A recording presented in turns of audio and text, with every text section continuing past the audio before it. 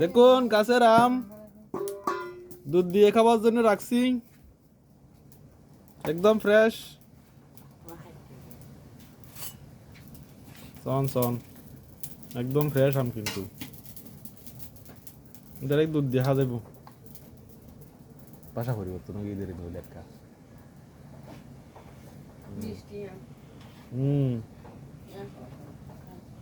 অনেক মিষ্টি আম।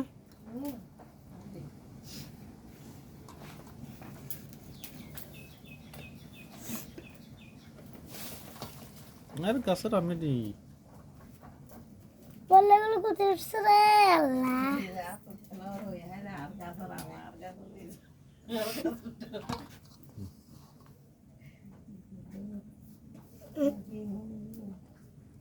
Hai puri deh.